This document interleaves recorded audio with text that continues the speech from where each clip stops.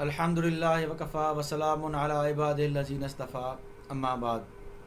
मेरे मोअज़्ज़ज़ नाज़रीन, जैसा कि आपके इल्म में है कि आजकल रावजियों की तरफ से मुफ्ती तारिक मसूद साहब पर बहुत सारे एतराज़ात किए जा रहे हैं और बात यह है कि मुफ्ती साहब ने एक बात की थी जिसको उन्होंने गलत रंग दिया है रावजियों ने, और ये साबित करने की कोशिश कर रहे हैं कि गोया मुफ्ती साहब ने सैयदना हुसैन रज़ियल्लाहु तआला अन्हु को नौज़ बिल्लाह वाजिबुल कत्ल कहा है।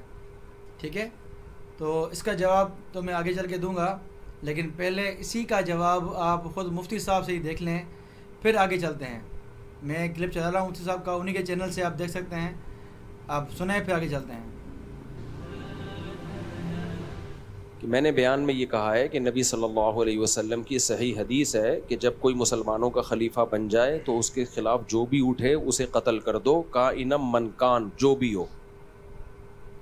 उस पर लोगों ने मेरे ख़िलाफ़ एक मनफी प्रोपेगेंडा सोशल मीडिया पे चलाया है कि इस तरह तो हज़रत हुसैन रज़ी अल्लाह ताला अन्हु यजीद के ख़िलाफ़ खड़े हुए थे, तो इससे तो लगता है माज़अल्लाह मुफ्ती साहब यजीद को फेवर कर रहे हैं और सैयदना हुसैन को।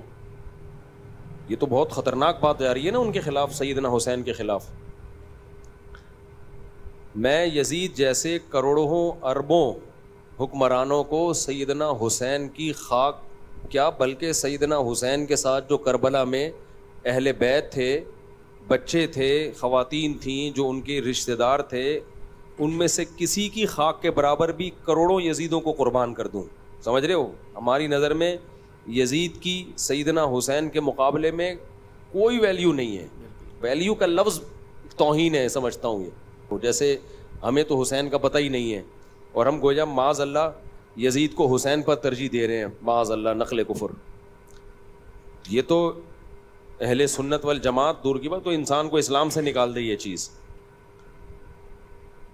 सैयदना हुसैन रज़ी अल्लाह ताला अन्हु यजीद के ख़िलाफ़ आपने खुरूज किया ही नहीं है।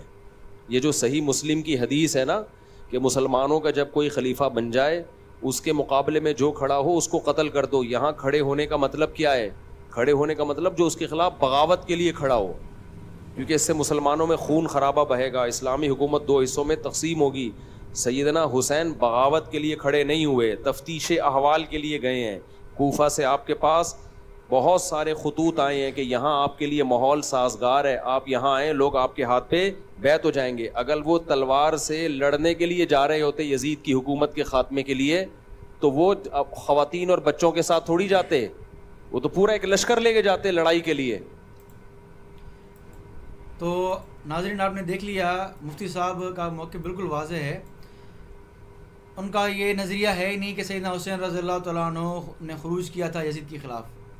ठीक है, और जब इनका मौक़िफ़ ये है ही नहीं खुरूज वाला, तो ये इल्ज़ाम लगाना कि यजीद जो है वो सैयदना हुसैन रज़ियल्लाहु तआला अन्हु वाजिबुल कत्ल थे, ये एक धोखा है और ये फ़रेब देना है अहले सुन्नत अवाम को। ठीक है, क्योंकि इनके पास कुछ है नहीं एतराज़ करने को, इसलिए ये मुबहम बातें उठाकर एतराज़ करते हैं।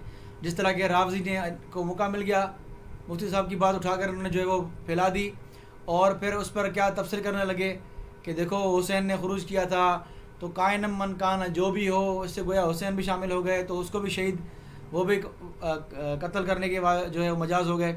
तो इसका जवाब खुद दे दिया मुफ्ती साहब ने कि मेरा मकसद था ही नहीं। और इन्होंने ये कहा कि सैयदना हुसैन रज़ियल्लाहु तआला अन्हु जंग के लिए निकले ही नहीं थे, खुरूज उन्होंने किया ही नहीं था। अगर वो खुरूज करते तो क्या होता, लश्कर लेके चलते, ना कि अपने बच्चों और औलाद को लेके चलते। तो ये दलील मुफ्ती साहब की थी और ये वाकई ऐसी बात है। अगर सैयदना हुसैन रज़ियल्लाहु तआला अन्हु यजीद के ख़िलाफ़ जिहाद करने निकलते तो लश्कर निकलते, या वाकई ये बात सही है। ठीक है, ना कि बच्चों औरतों के साथ निकलते। तो ये बात तो वाकई सही है।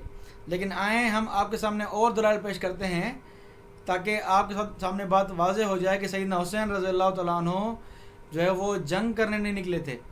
ये जो जाहिल लोग इतराज़ करते हैं ना कि जो है वो गोया कि ये साबित हुआ कि हुसैन ने खुरूज किया और वाजिबुल कत्ल हो गए, तो सैयदना हुसैन ने खुरूज किया ही नहीं है। ठीक है, उनका मकसद खुरूज था ही नहीं। आज आपके सामने वाज़ेह करने जा रहा हूँ मैं।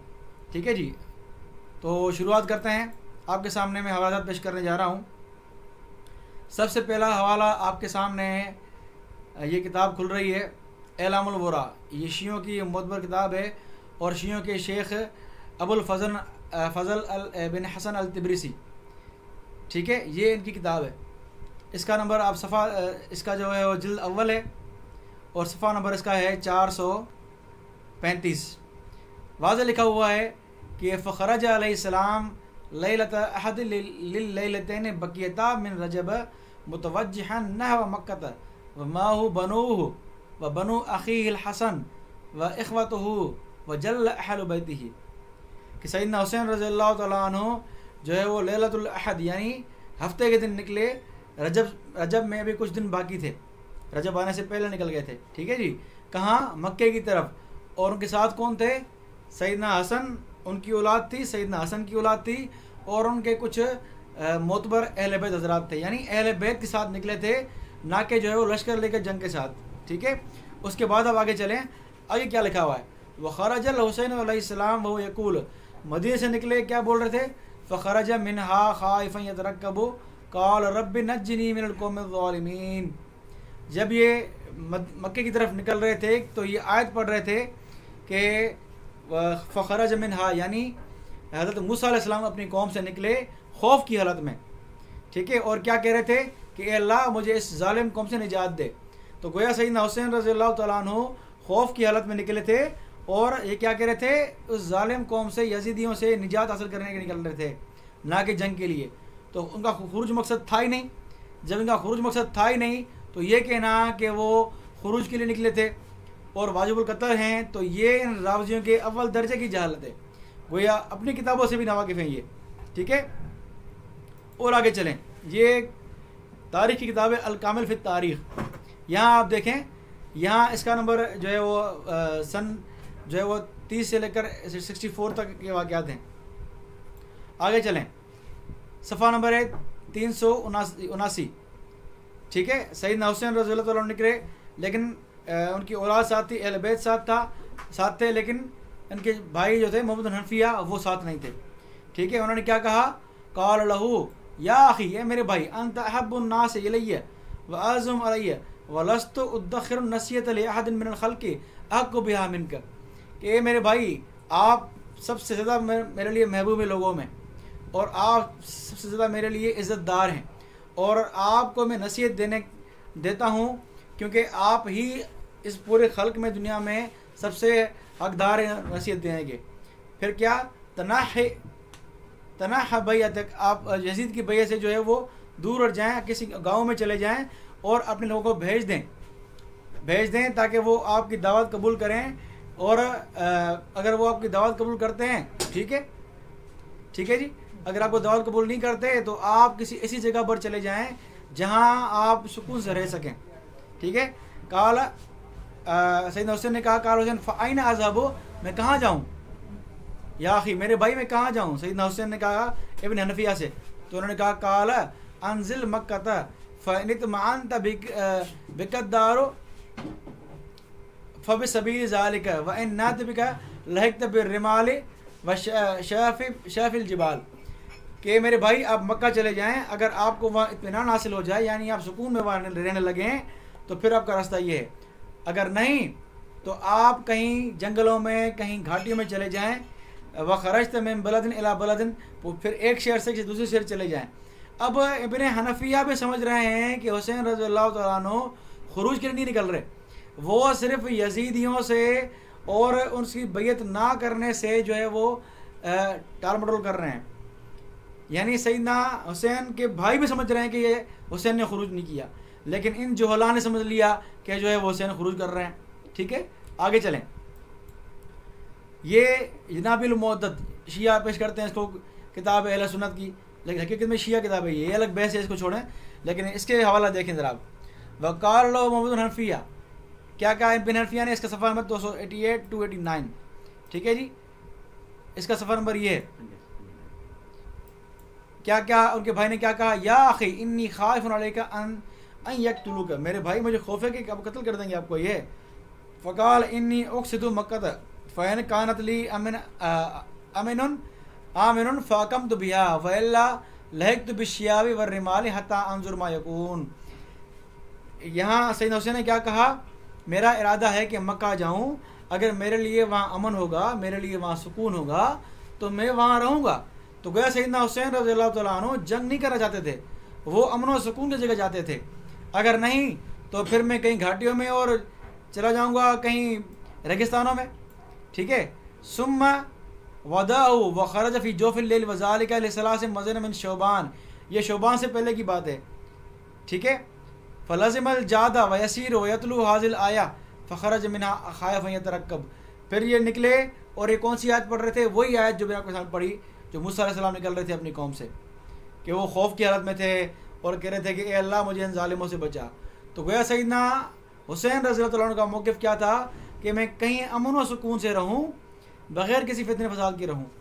یہی بات آپ دیکھیں مقتل ابی مخنف، یہ شیعوں کی معتبر کتاب، صفحہ نمبر ہے اس کا 27۔